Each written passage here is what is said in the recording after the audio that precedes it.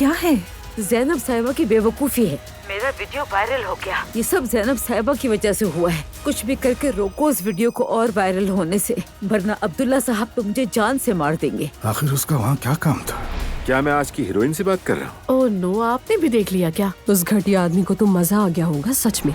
खैरियत तो है अलिफ? साल के इस वक्त वैसे भी हमारे कारोबार में थोड़ी सुस्ती आ ही जाती है। वाकई तुम्हारे काम का भी एक सीजन ही होता है। अगर गर्मियों में कुछ ना चला तो आप दोनों की शादी करवा देंगे।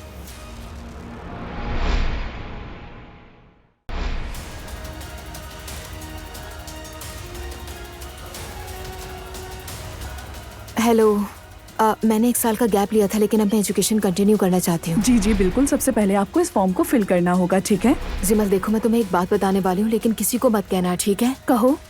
एजुकेशन कंटिन्यू कर रही हूँ मैं। क्या? अच्छा, आप क्या करोगी और बच्चा कहाँ रहेगा? और असलान?